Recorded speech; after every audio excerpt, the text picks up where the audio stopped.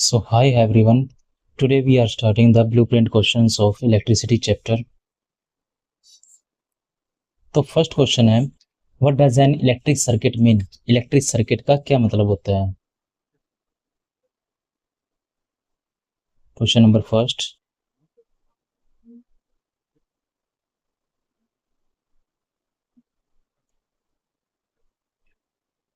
What does an electric circuit mean? तो electric circuit को आप किसको बोलते हो?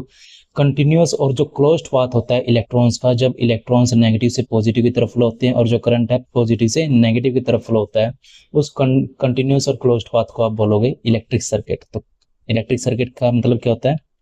The continuous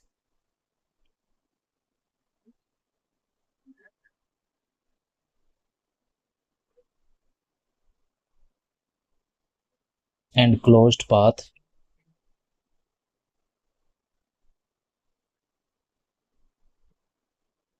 continuous and closed path of the electric current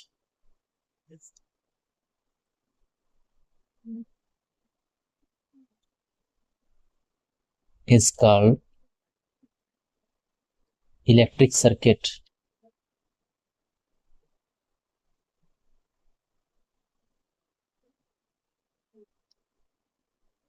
तो जो कंटिन्यूअस और क्लोज्ड पाथ होगा इलेक्ट्रिक करंट का, उसको आप बोलोगे इलेक्ट्रिक सर्किट। इलेक्ट्रिक सर्किट के अंदर क्या क्या होता है? इट कंसिस्ट ऑफ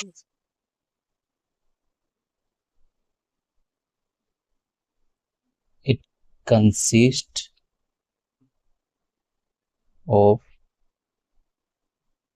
इसके अंदर बैटरी हो सकती है, बैटरी या फिर सेल्स, इलेक्ट्रिक स्विच,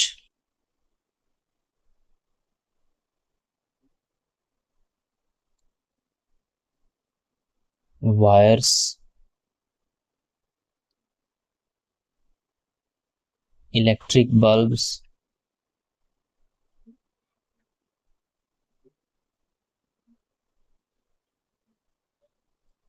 एक्सेट्रा। तो ये इसके अंदर कंपोनेंट या फिर डिवाइसेस ये कंटेन कर सकता है। इसका सर्किट क्या तो कैसे होता है इलेक्ट्रिक सर्किट? तो इसके अंदर एक बैटरी होगी, एक positive terminal, negative, positive, negative, positive, negative. इसके अंदर कोई भी एक कंडक्टर, सपोज करो आपने कंडक्टर की जगह पर इलेक्ट्रिक बल्ब लगा दिया। इस करंट को मेजर करने के लिए इसके साथ में लगा दिया एक एमीटर। एमीटर हमेशा सीरीज के अंदर कनेक्ट होता है, ये है एमीटर। इसके साथ कोई एक की हो सकती है, ऑन ऑफ की यानी स्विच की। इस तरह से ये सर्किट हो जाएगा। तो इसके अंदर एक एमीटर लगा दिया, ये एक इलेक्ट्रिक बल्ब है, ये बैटरी और ये की। ये आपका question number first. Second question, define the unit of ampere. Ampere की यूनिट को डिफाइन करना है। तो एम्पियर क्या होता है? Second question, ampere. एम्पियर क्या होगा? ये एसआई यूनिट होती है इलेक्ट्रिक करंट की। It is the SI unit of electric current.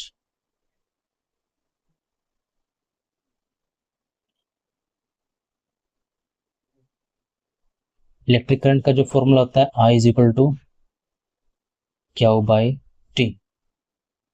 आई होता है electric current, Q charge, T time. Electric current की एसआई यूनिट होती है एम्पियर। तो 1 एम्पियर इक्वल होगा, चार्ज की एसआई यूनिट होती है coulomb. 1 coulomb divide by time की एसआई यूनिट सेकंड। तो 1 ampere equal 1 coulomb by 1 second. इसको आप ऐसे लिख सकते हो, 1 ampere equal 1 coulomb by 1 second. ये इसका फॉर्मूला बन जाएगा। अब इसको आपने डिफाइन करना है। कैसे डिफाइन करोगे कि 1 एम्पियर क्या होता है? 1 एम्पियर ये एसआई यूनिट होगी जो 1 एम्पियर है ये ऐसे यूनिट होगी करंट की, जिसके अंदर 1 कूलम का चार्ज मूव होगा 1 सेकंड में। तो 1 ampere is defined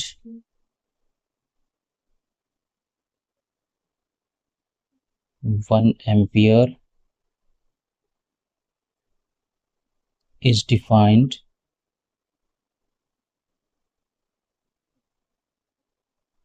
as the unit of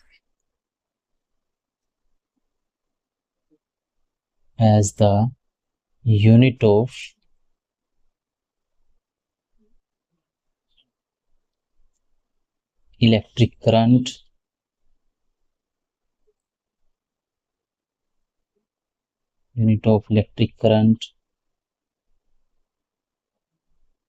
flowing in the circuit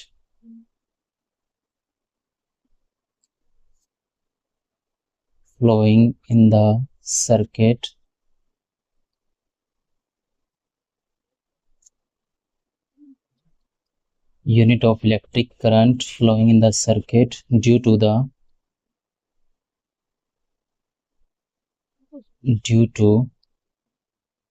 the flow of 1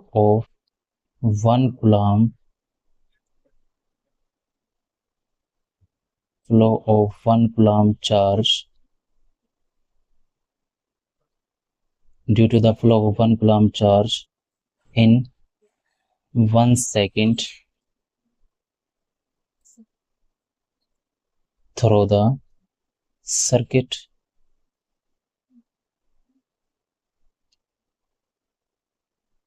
तो सर्किट के अंदर से 1 कूलम का चार्ज फ्लो हो रहा है 1 सेकंड के अंदर, उसके रेशियो को आप बोलोगे 1 एम्पियर।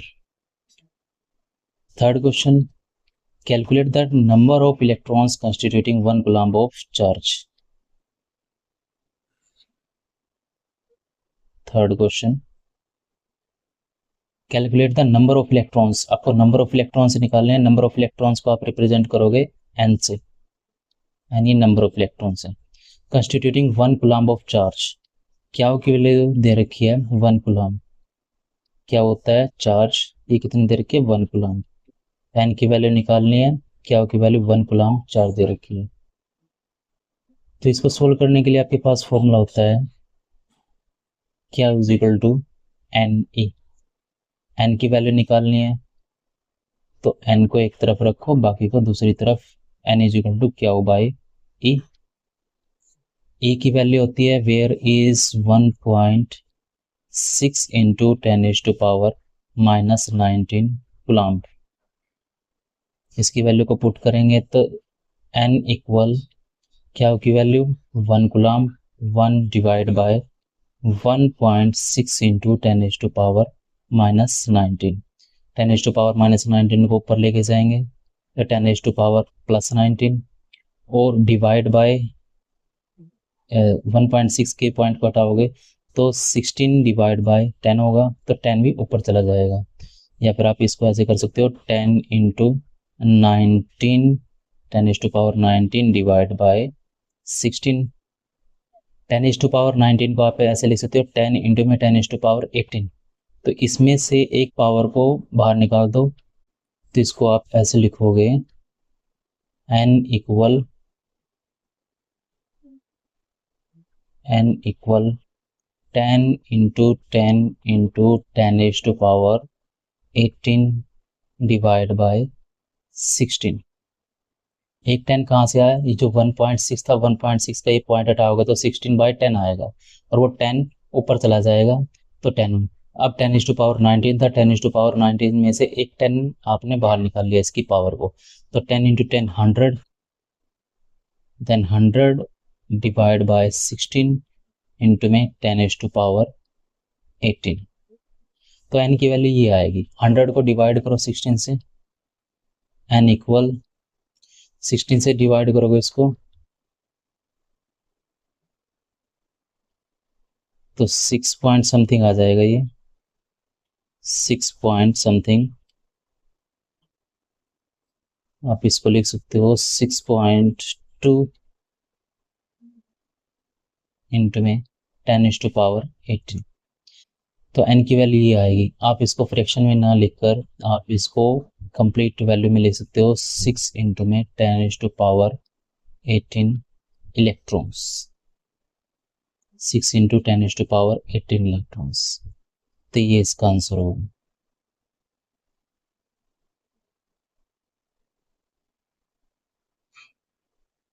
ये थर्ड पार्ट का आंसर। नेक्स्ट क्वेश्चन है, name a device that helps to maintain a potential difference across a conductor. तो उस डिवाइस का नाम बताना है जो पोटेंशियल डिफरेंस को मेंटेन करने के लिए आप यूज करते हो। तो कौन कौन सी डिवाइस होती है? तो पोटेंशियल डिफरेंस को मेंटेन कैसे करते हैं? जो पोटेंशियल डिफरेंस है वो बनता कैसे है? अगर आप किसी भी सर्किट के अक्रॉस बैटरी लगाते हो, सेल लगाते हो, उसी की वजह से क्या होता है, पोटेंशियल डिफरेंस क्रिएट होता है टर्मिनल्स के बीच में। तो उसको मेंटेन भी कैसे कर सकते हैं? सेल्स और बैटरी के थ्रू। तो सेल्स और बैटरी हैं, सेल्स या फिर बैटरीज। एक सेल्स और battery are used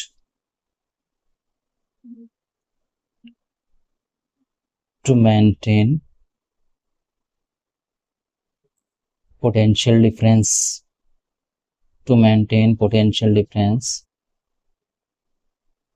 across the conductors। तो कंडक्टर के अक्रॉस पोटेंशियल डिफरेंस को मेंटेन करने के लिए आप सेल का या फिर बैटरी का यूज करते हो। Question number 6।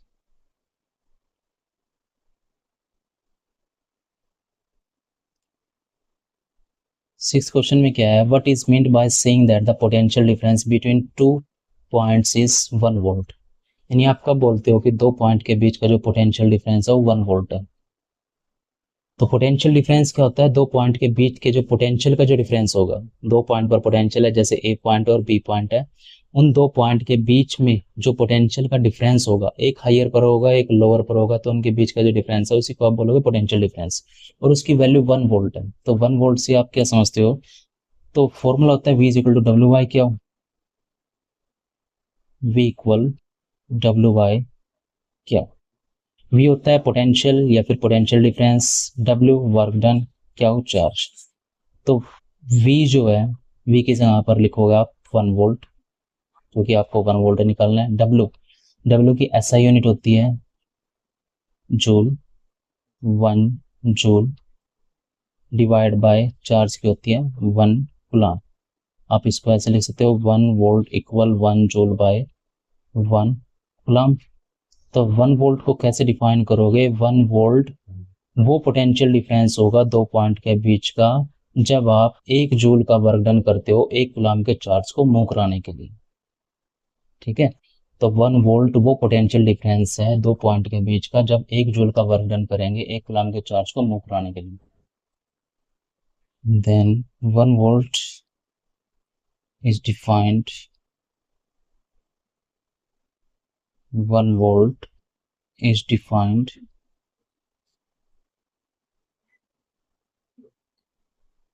as the potential difference between any two points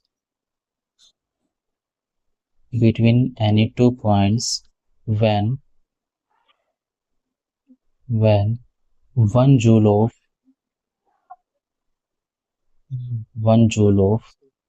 work is done when 1 joule of work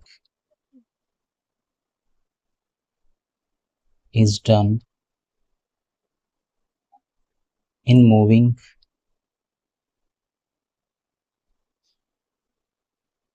a charge of 1 coulomb।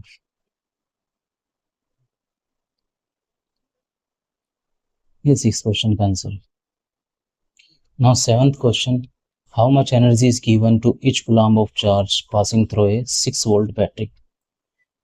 आपको एनर्जी निकालनी है कि हर एक कूलम्ब को कितनी एनर्जी देनी पड़ेगी अगर आपने 6 वोल्ट की बैटरी उसके अक्रॉस लगाई है। तो how much energy is given.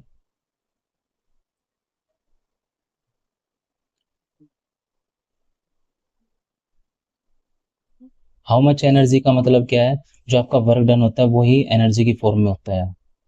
Work done is always in the form of energy. W की वैल्यू आपको फाइंड आउट करनी है।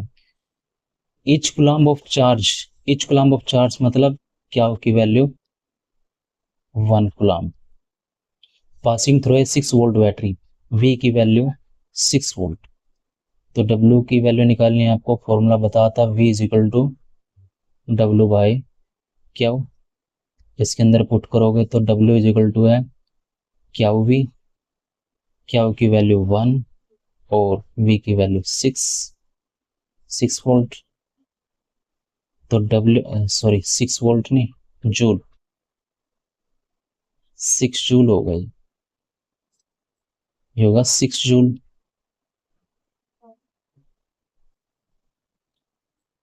तो डब्ल्यू की वैल्यू जो होगी 6 जूल है। डब्ल्यू यानी कि जो आपकी एनर्जी है,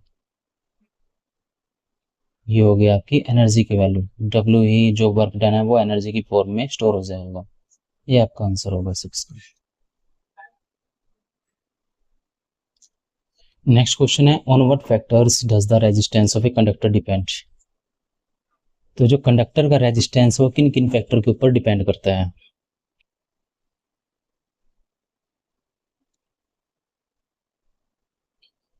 तो जो रेजिस्टेंस है कंडक्टर का वो डिपेंड करेगा सबसे पहले लेंथ के ऊपर।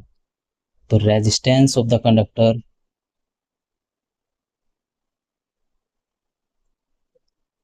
Resistance of the conductor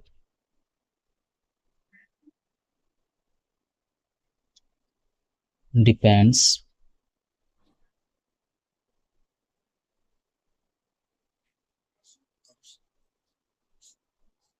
on the following factors.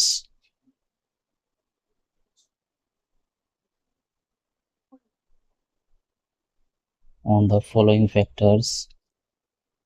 First factor है इट इज या फिर it depends on the length of the conductor.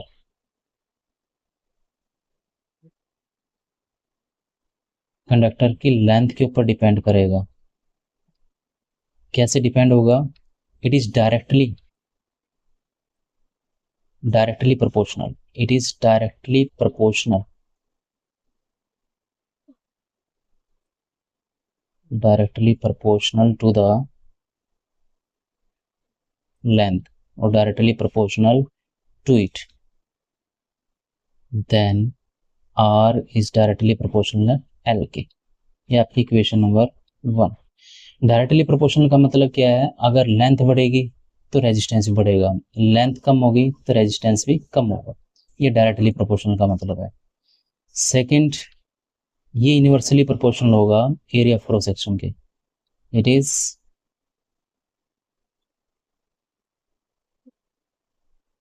Inversely proportional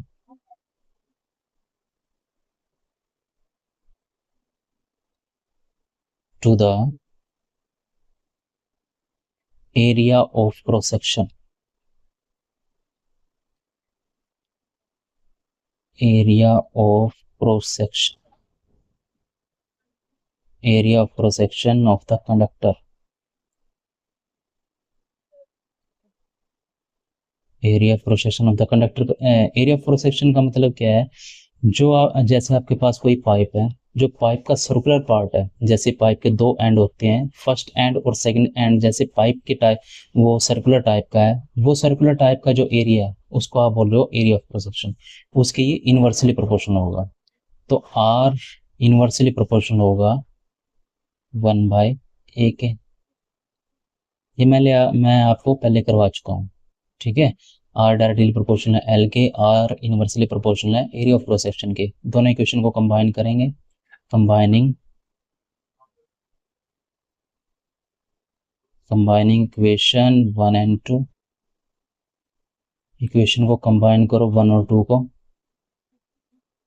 तो आपको इक्वेशन मिलेगी आर डायरेक्टली प्रोपोर्शनल है एल बाय ए। इस प्रोपोर्शनल के साइन को जब आप ओपन करते हो तो इक्वल का साइन आएगा और constant, then R equal rho L by A, ये आपका मेन फॉर्मूला आता है, R equal rho L by A. और रो क्या होता है, where rho is resistivity, rho is resistivity.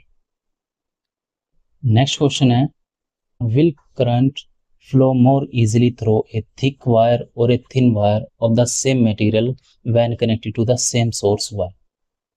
इसने पूछा है कि करंट किस वायर के अंदर से इजीली फ्लो होगा। एक आपके पास थिक वायर है और एक थिन वायर है, और क्यों होगा, अगर वो दोनों सेम सोर्स से कनेक्ट हैं। तो वायर को आप कंसीडर कर सकते हो जैसे आपके पास कोई एक जैसे मार्कर टाइप की है और एक है पेन। मार्कर का जो एरिया ऑफ क्रॉस सेक्शन है, अगर आप उसको कंपेयर करो पेन के एरिया ऑफ क्रॉस सेक्शन के साथ, तो एरिया ऑफ क्रॉस सेक्शन क्या बताया था, जो सर्कुलर पार्ट होता है किसी भी मटेरियल का, उसको आप बोलो area of cross section.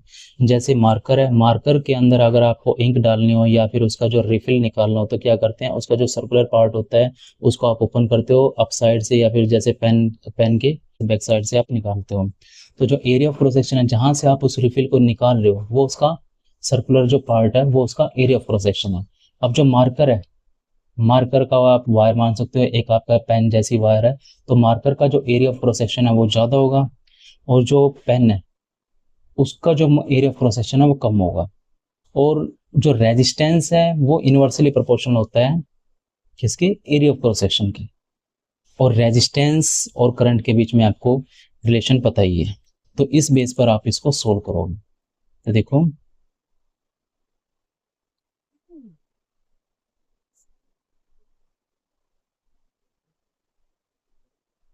Answer क्या होगा इसका, जो थिक वायर होती है, थिक वायर का जो एरिया ऑफ क्रॉस सेक्शन है वो ज्यादा होता है, और थिन वायर का एरिया ऑफ क्रॉस सेक्शन कम होगा। तो thick wire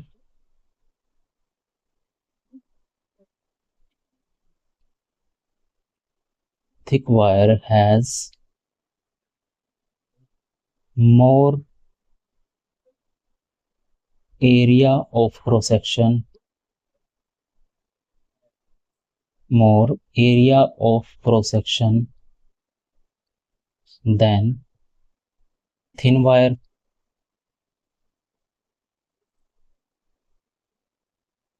than thin wire। तो थिन वायर के कंपैरिजन में जो थिक वायर है उसका एरिया ऑफ क्रॉस सेक्शन ज्यादा है।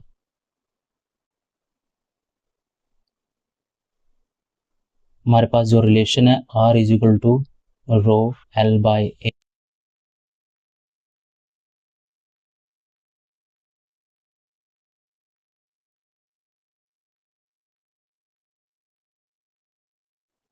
अब जैसे हमारे पास ये इक्वेशन है R is equal to rho L by A, इससे हमें ये क्या पता चला था कि जो रेजिस्टेंस होता है, resistance is inversely proportional to area of cross section. यानी जिसका एरिया ऑफ क्रॉस सेक्शन ज्यादा होगा उसका रेजिस्टेंस कम होगा। इनवर्सली प्रोपोर्शनल का मतलब उल्टा, अगर ए की वैल्यू ज्यादा है तो आर की वैल्यू कम हो जाएगी, ए की वैल्यू कम है तो आर की वैल्यू बढ़ जाएगी। अब जो थिक वायर है, थिक वायर की थिक वायर का जो एरिया ऑफ क्रॉस सेक्शन है वो ज्यादा है, एरिया ऑफ क्रॉस सेक्शन ज्यादा है तो थिक वायर का जो रेजिस्टेंस है वो क्या होगा, कम। और थिन वायर का एरिया ऑफ क्रॉस सेक्शन कम है तो उसका रेजिस्टेंस क्या होगा, ज्यादा। तो according to this relation,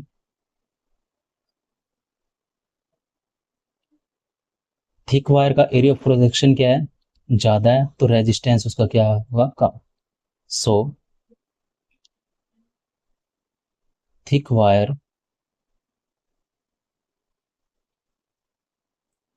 has smaller resistance, thick wire has smaller resistance than thin wire. Thin wire के कंपैरिजन में जो थिक वायर है उसका रेजिस्टेंस क्या होगा, कम। जो मोटी वायर है उसका रेजिस्टेंस कम होगा, जो पतली वायर है उसका रेजिस्टेंस ज्यादा होगा। अब एक और रिलेशन होती है आपके पास according to Ohm's law. According to Ohm's law, Ohm's law के अकॉर्डिंग क्या होता है, V is equal to I R, V is equal to I R, और I की वैल्यू क्या होगी, I is equal to V by R।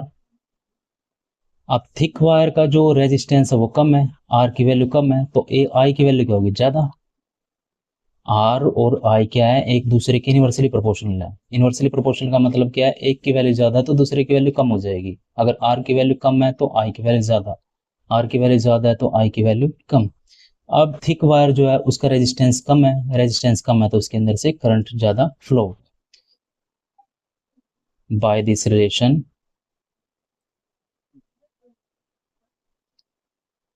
Bye this relation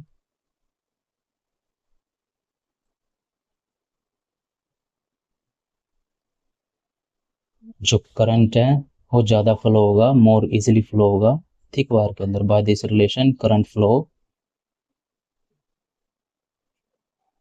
flows more easily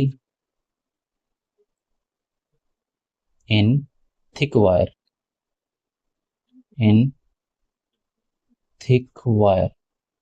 जो thick wire है उसके अंदर करंट इजीली फ्लोज है, किसके कंपैरिजन में, थिन वायर के कंपैरिजन में। थिन वायर का जो रेजिस्टेंस है वो ज्यादा होगा, रेजिस्टेंस ज्यादा है तो उसके अंदर से कम करंट फ्लो होगा। ठीक है।